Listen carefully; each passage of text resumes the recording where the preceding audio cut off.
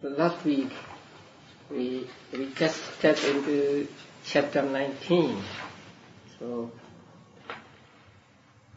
we'll start from the beginning of chapter 19 again.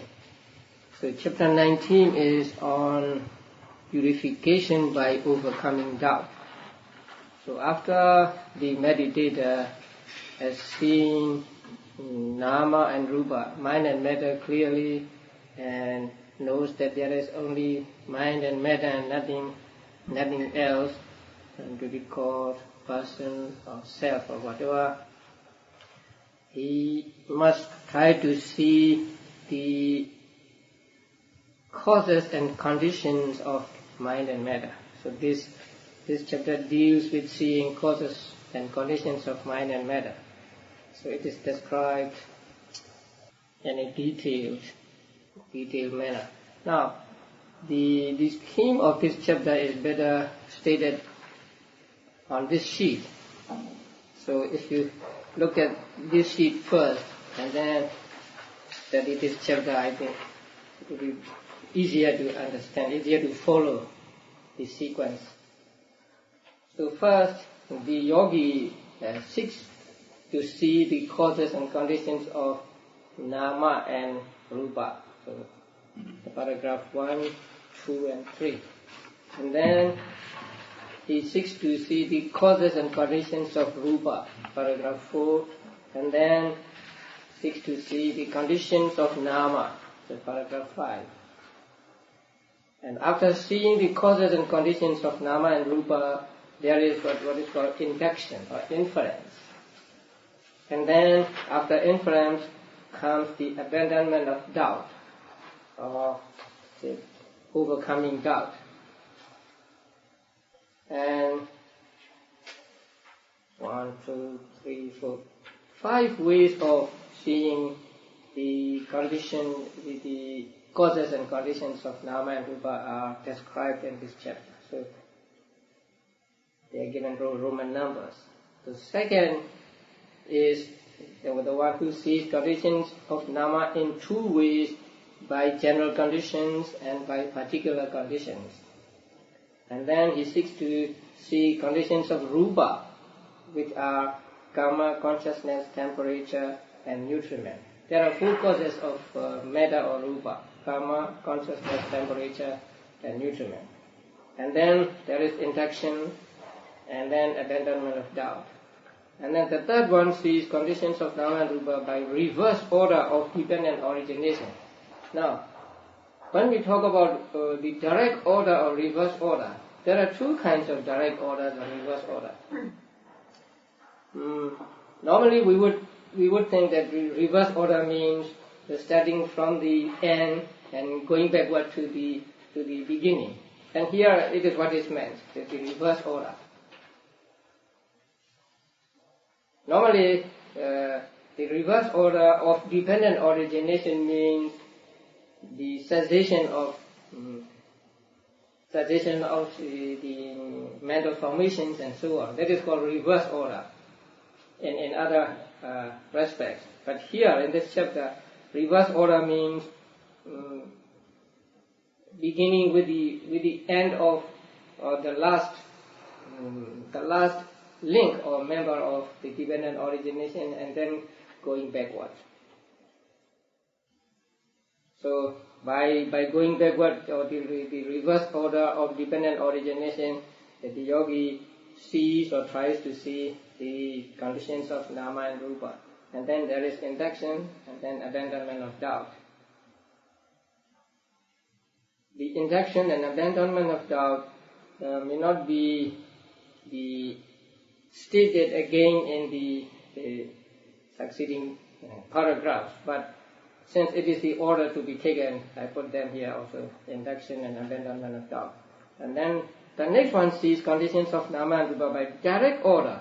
That means starting from the beginning and going to the end.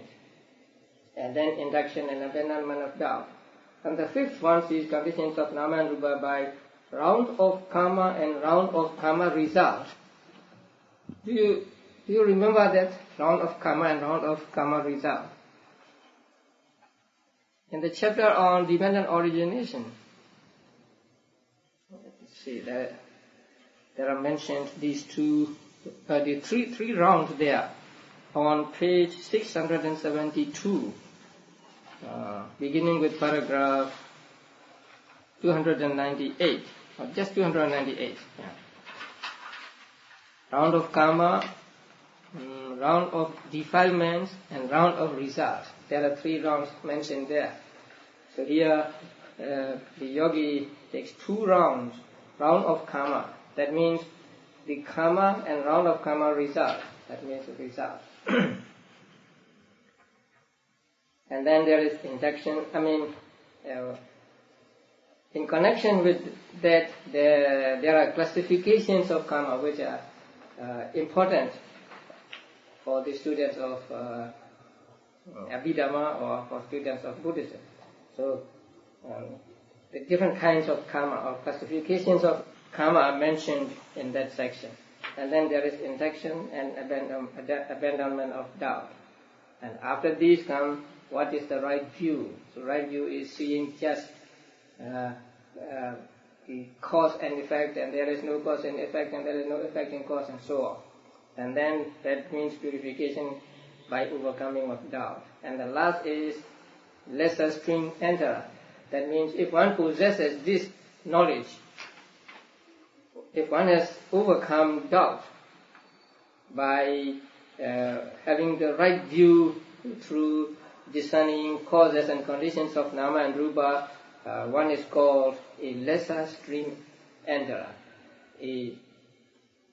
Not real stream enterer, but a lesser stream enterer, because he is like, or he resembles the stream enterer.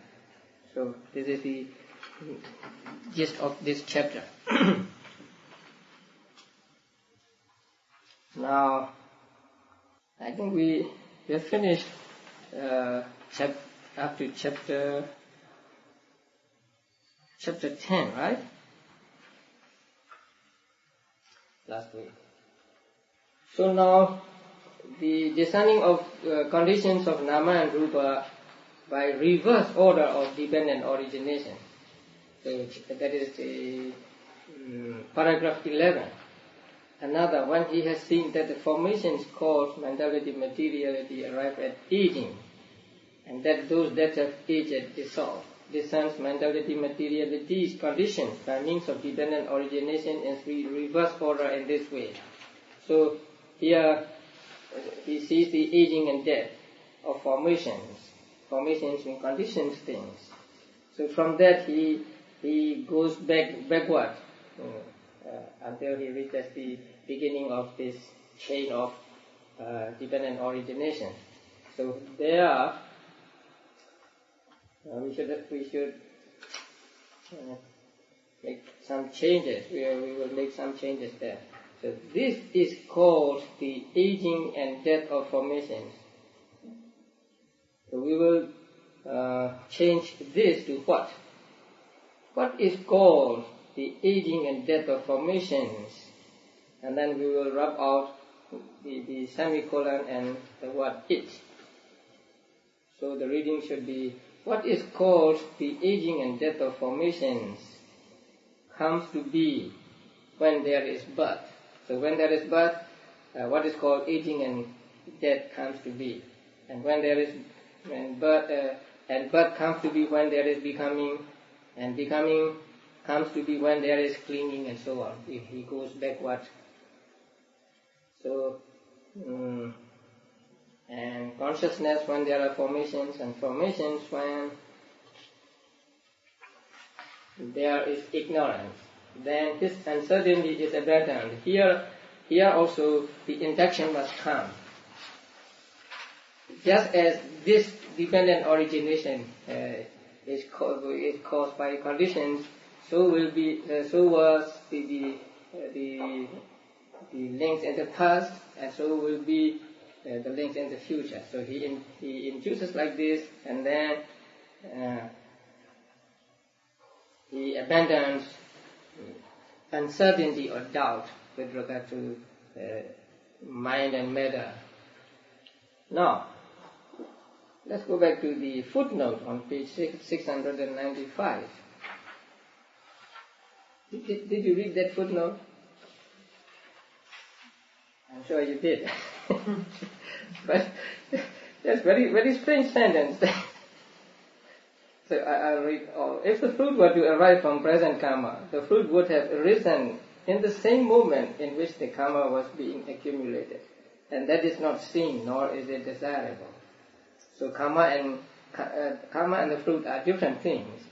So if the fruit were to arise from present karma, then fruit and karma would arise at the same time. And it is not seen, or it is not desirable. For in the world, that is among non-Buddhists, now we shall strike out all these words, that is among non-Buddhists. Now, the word loka in Pali can mean anything. I mean, its meaning is the world, and the world sometimes means outside Buddhists, outside Buddhism, but not here. Here, just in the world. So in the world, karma has never been seen, not shown, never been seen to give fruit while it is actually being affected. So here, loka means just the world in general. So in the world, karma has never been seen to give fruit while it is actually being affected. Nor is there any text to that effect. So there are no text, no words of the Buddha to support it. Then the other person asks, but is it not also the fact that no fruit has ever been shown to come from a vanished cause either? Or even a cock to crow because of that? Do you understand that sentence? No.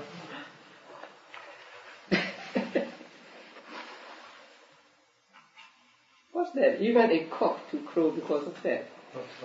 From a vanished cause. And a cock crow from a vanished cause. Now, the author misunderstood.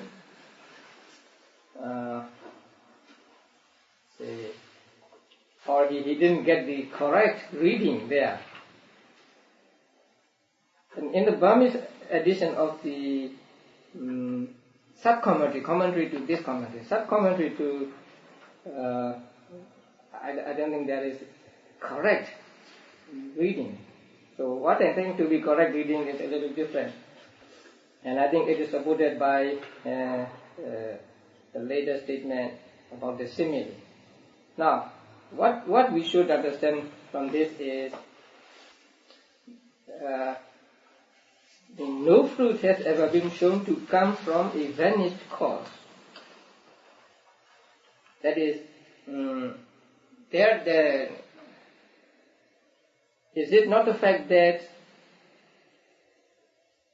a fruit arising from a vanished cause, like a dead cock crowing, is not seen?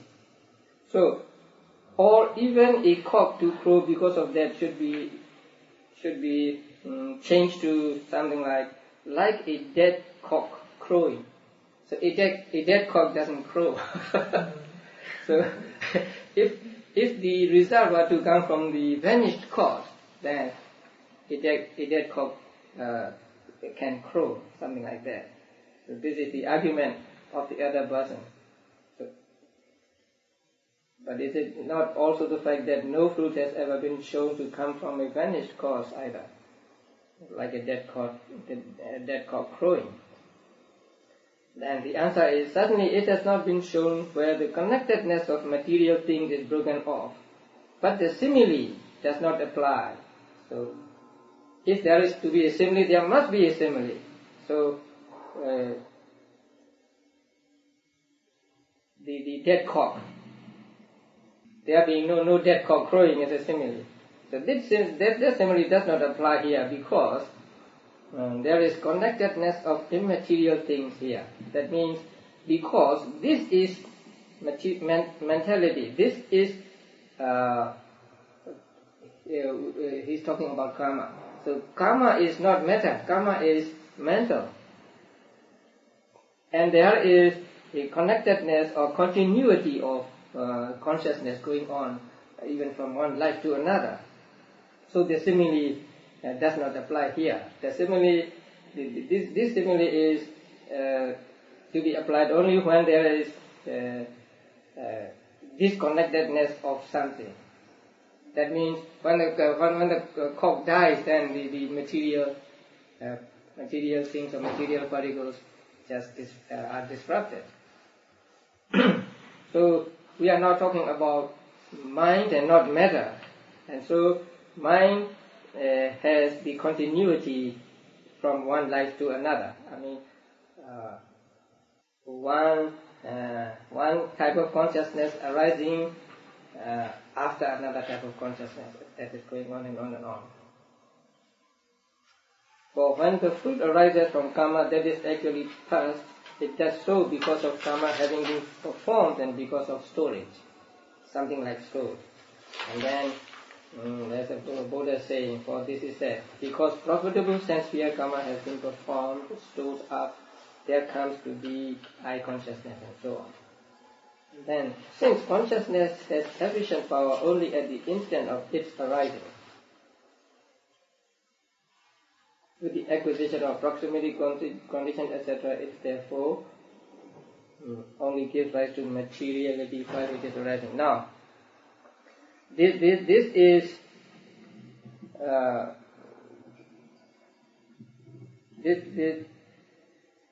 explanation is for the karma, consciousness, temperature, and nutriment. The mentioned in paragraph 9. So karma, consciousness, temperature, and nutriment constitute this full condition for materiality, beginning with karma. Herein, it is only when it is past that karma is a condition for karma-originated materiality. So we are going backward. But this is important. Now, karma produces results, right? And then chitta is also a condition for some results, temperature also, and nutriment also. But they are, when they produce results, they produce at different moments, and it is important to understand that. Now, karma. It is only when it is past that karma is conditioned for karma-originated materiality. So, there is karma-born materiality here, and this is caused by the karma in the past. So, when we say this materiality is caused by karma, we mean that karma was done in the past. And then consciousness is a condition when it is arising for consciousness-originated materiality. Now, consciousness causes matter. There are material properties caused by or originated by consciousness. And consciousness originates matter when it is arising. Now, there are three moments, three sub-moments in one moment, right? Arising, continuing, and disappearing. So here, consciousness is powerful or strong at the moment of arising, the first moment. So it originates rupa, it originates materiality at the moment of arising, not at the moment of continuation, or here it is used presence, not at the moment of presence and not at the moment of dissolution. And temperature and nutriment are conditions at the instant of their presence for temperature originated and nutriment originated materiality. Now, temperature also originates matter, and it originates matter only at the instant of its presence. That means matter is said to be strong at the moment of presence or the continuation, the second sub-moment. So only when matter reaches the second sub-moment can it produce results. I mean, can it originate the other kind of matter. Nutriment also, because nutriment is also matter, so nutriment also originates material properties only when it reaches the stage of presence of the second sub-moment. So this should be understood. Karma is the past, right? And then consciousness. Consciousness produces at the moment of what? Arising, the first sub-moment. And temperature, it's moment of presence. That means second moment. And nutriment also, the second moment. Right? We'll come to that later also. So this should be understood clearly. Okay, now we go to dependent origination. So the dependent origination reverse order, and then there is induction, and then abandonment of doubt. And the next is the dependent origination in direct order. That means from the beginning to the end. So another descends mentality, materiality, conditions by means of dependent origination in direct order as already shown in detail, doing so in this way. So with ignorance as condition there are formations and so on. And then there is induction, and then there is abandonment of uncertainty. So these steps must go in for every person here. And then the next one is to discern mentality, materiality's conditions by means of round of karma and round of karma results. So round of karma and round of karma result. If you go back to the chapter on dependent origination, round of karma means what? Formations and becoming are round of karma, right? Ignorance, craving and clinging are round of defilements. Consciousness, mentality, materiality, sixfold base, contact and feeling are the round of results. So here he takes round of karma and round of karma results, and then try to find the causes and conditions of mind and matter. So in the previous karma process becoming, there is delusion, which is ignorance. There is accumulation, which is formation, sankhara. There is attachment, which is craving. There is embracing, which is clinging. There is volition, which is becoming. Thus, these five things in the previous karma process becoming are conditions for rebirth linking here in the present becoming and so on. So with reference to round of karma and round of karma results, he tries to see the conditions of mind and matter, or mentality and materiality. So in connection with karma and karma results, the author gave different classifications of karma. So we go to chapter 14. Here karma is fourfold. To be experienced here and now, to be experienced on rebirth, to be experienced in some subsequent becoming, and lapsed karma. So in this classification there are four kinds of karma. One is whose results are to be experienced in this very life. And the second is whose results are to be experienced in the next life. And the third is whose results are to be experienced in later, say, following life. And then the last one is just lapsed karma. That means defunct. So there are four kinds of karma. Now one of these, the volition, either profitable or unprofitable, of the first of the seven impulsion consciousnesses in a single cognitive series of impulsions, is called karma to be experienced here and now. It gives its results in this same selfhood. That means in this life. Sometimes the other wants to be very literal. So the Pali word atta bhava. Atta means self and bhava means being or nature. So he translated as food, selfhood. I don't understand what selfhood is. So that means the karma which gives results in this very life. And karma is a volition, right? And in one cognitive series or one thought process, there are 7 jhana moments, right? So the volition at the first jhana moment is what is called the karma which gives results in this very life. Now we will divide the 7 jhanas into 3 groups. The first, the 7th, and then middle 5. So the first, the volition concomitant with the first jhana moment is karma to be experienced here and now. Karma which gives results in this life. So it gives its results in this life. But if it cannot do so, it is called lapsed karma, according to the triad described thus and so on. So if it does not give result in this life, then it becomes defunct. It does not give results at all. Because if it must give results, it must give in this life. But if it does not or cannot give results in this life, because of some obstacles, then it becomes defunct. It cannot give results. And also it is called lapsed karma. That means the karma has been, but no results. So it just arose, and then there is no result.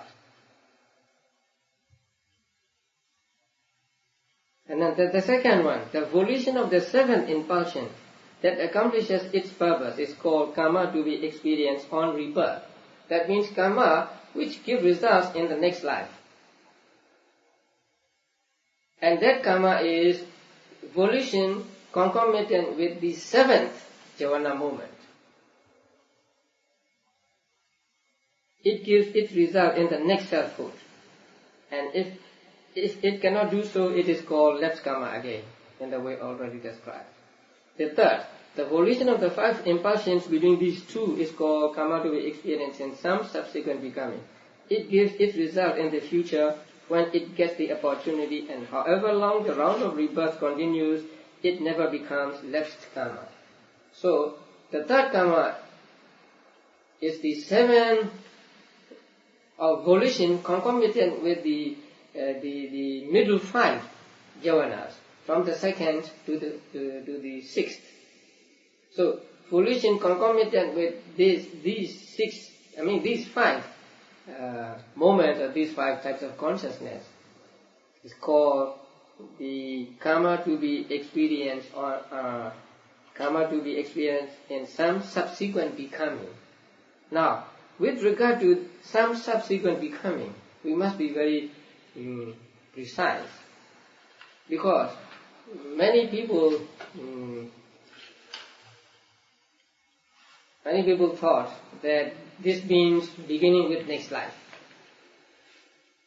But if we take it to include next life, then there will be mixture of the 2 karmas. Now, the first karma gives result in this life, and the second karma in the next life, and the third karma, if it gives result in the life beginning with next life, and there is the mixture of these karmas. So here, in some subsequent becoming means in future lives beginning with the life after next. So let us call this life the first life. The next life is second life. So the other lives begin with third life. So the third karma gives results in life beginning with the third life. And that is clearly explained in the footnote. I mean, the footnote is actually the translation of the commentary. So on page 697, now, to be experienced in some subsequent existence means karma whose fruit is to be experienced in some successive selfhood other than either that here and now, that means other than this life, or next to that here and now. So other than this life or next life, that means beginning with one from next, one after next.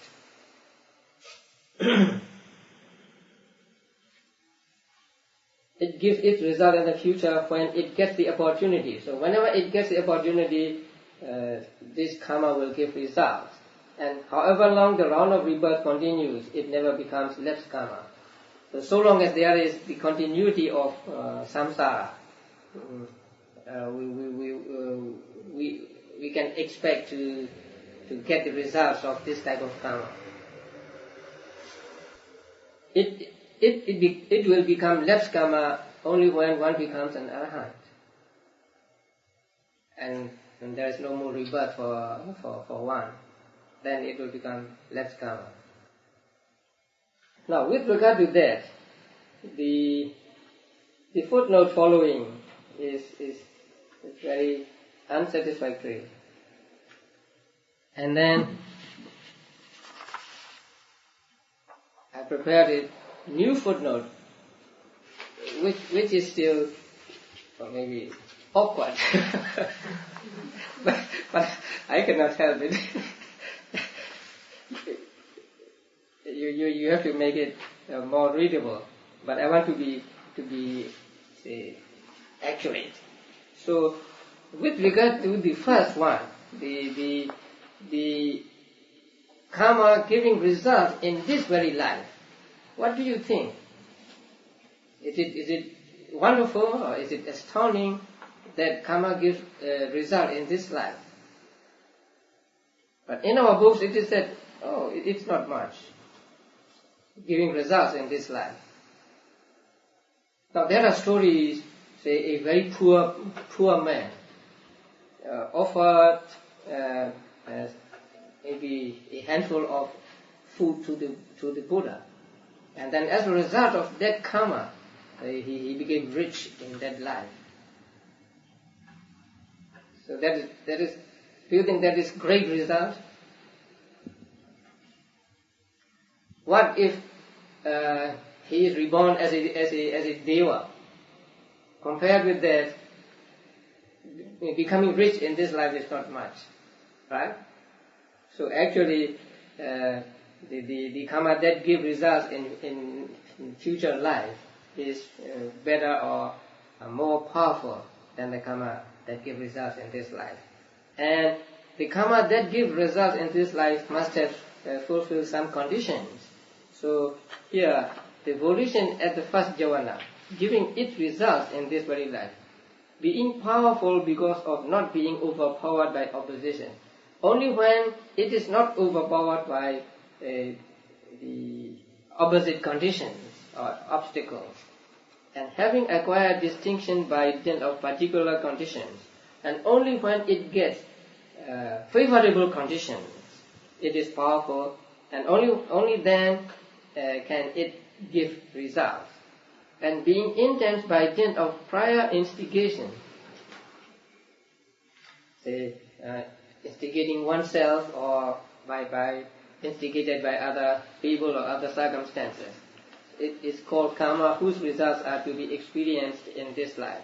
So if it is overpowered by some opposition, it cannot give results.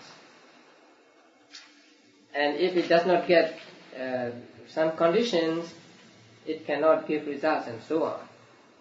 So the first karma which gives results in this life needs some very precise conditions or favorable conditions to give results.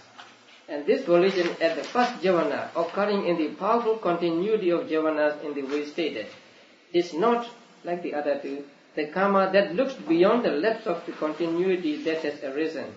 That means that does not go beyond this life, and that looks to obtain an opportunity in life after the immediate future life. That means in those lives, because it occurs by way of doing favor or wrong to persons who possess distinguished qualities, and because it gives little fruits owing to not getting repetition condition. The first jhana has no repetition condition, because it is the first. But the second, third, fourth, and so on has the repetition condition, because they are repeated.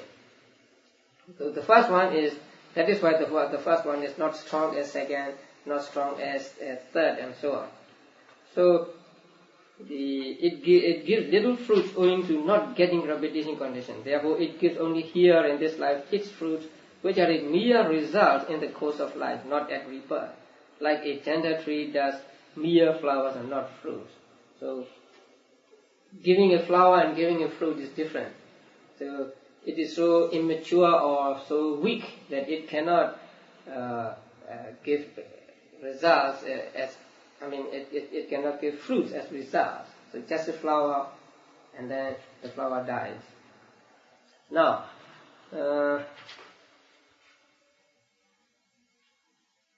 because it occurs by way of doing favor or wrong to persons who possess distinguished qualities. That means, in order for the karma to give results in this life, that karma must be done to persons who possess distinguished qualities, like offering to the Buddha himself, or like offering to an arahant who has just emerged from the attainment or from jhanas, something like that. And also doing wrong to a person, a very virtuous person, like attempting to kill the Buddha. So his cousin Devadatta was swallowed by the earth because he attempted to kill the Buddha. So something like that. Otherwise, it is not so strong or not so great as the other two kinds of karma. So that is what is meant by the footnote there. So this new footnote is also not so easy to understand. And then, with regard to karma giving results, when I explain or talk about karma, I always say that karma gives results when it gets favorable conditions. If it doesn't get favorable conditions, it will not give results. And these favorable conditions are essentials of becoming and means, etc., like that. It's also difficult to understand.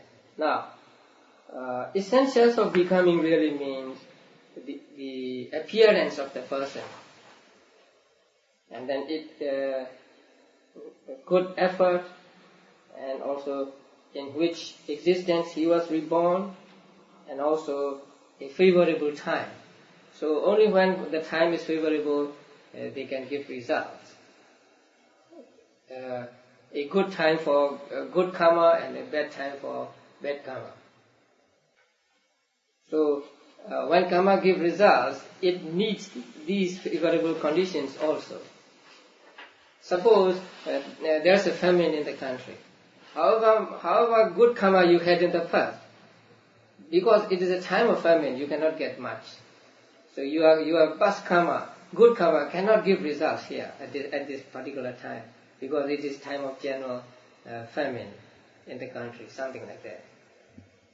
And then there are stories of some people who are born to kings and queens, but some people are born without a finger or whatever, and so they could not become kings and so on. So that is because of their appearance, of their essentials of existence. So even though there are good karmas and bad karma in the past, ready to give results, we need some conditions, favorable conditions for them.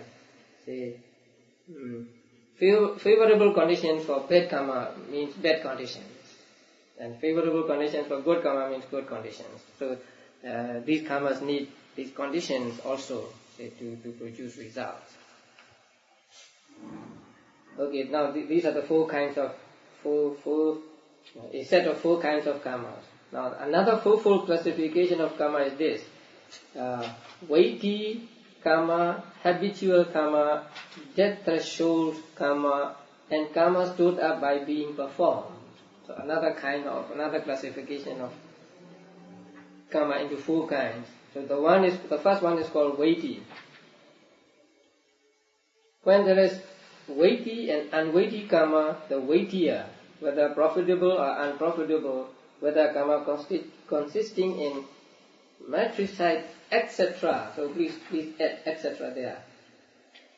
That means killing one's mother, killing one's father, killing an arahant, wounding the Buddha, and causing schism in the Sangha. So matricide, etc. or karma of the exalted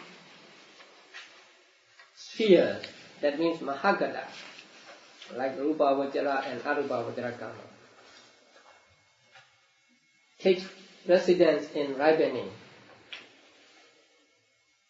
Now, weighty karma and unweighty karma. What is weighty karma?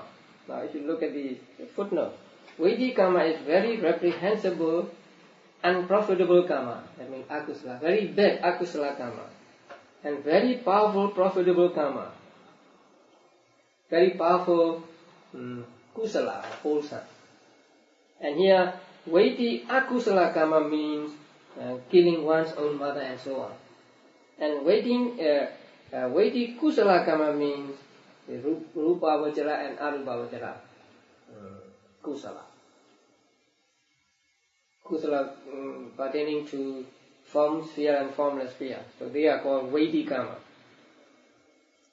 So when there is weighty and unweighty, then weighty karma takes the precedence in ripening. So weighty karma gives results. Likewise, when there is habitual and unhabitual karma, so you know habitual karma, that is done habitually. The more habitual, whether consisting in good or bad conduct, takes precedence in ripening. So that is why we have to do wholesome karma as often as we can, so that it becomes habitual. So habitual karma takes precedence in ripening over, say, non-habitual karma. And then the third is death threshold. Karma is that remembered at the time of death.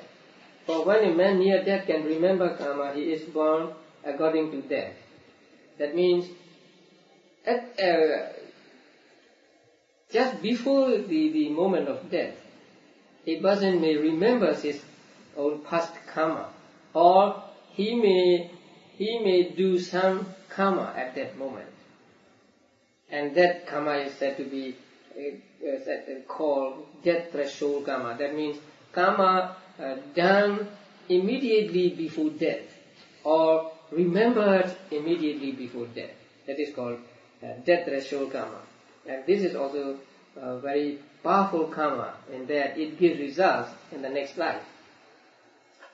And the fourth karma is not included in the foregoing three kinds that has been often repeated, is called karma stored up by being performed. This brings about rebirth linking if other kinds fail.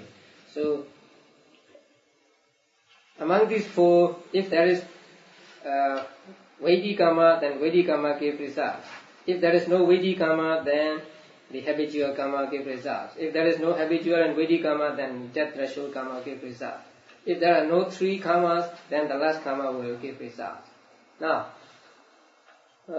those who have studied the manual of Visuddhimagga, do you see anything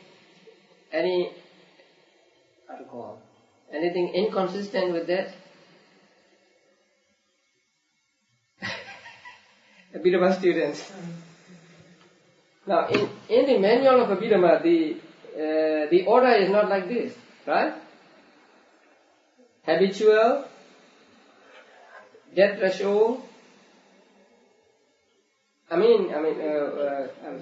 Weighty, death threshold, habitual, and then stored up, right? So, many teachers believe that death threshold karma give precedence in giving results over the habitual karma. You may have done kusala karma habitually in your life, but at the moment of death, if you had akusala karma, then that akusala karma will give results in the next life, immediate next life. There is the story of a man who was a hunter all through his life, and later in his old age he was ordained as a monk, and he had a son who was an arahant. So when he was about to die, he saw signs of hell. So he screamed, and his son knew about that. So his son took him to a pagoda, to a shrine, and then gave him flowers to offer to the Buddha. So he offered flowers to the Buddha, and when he did that karma, his vision changed to seeing celestial names and so on. And so he died with that kusala karma, and so he was reborn as a celestial being. So, according to the commentators, the death threshold karma is very important, and that is why we try to create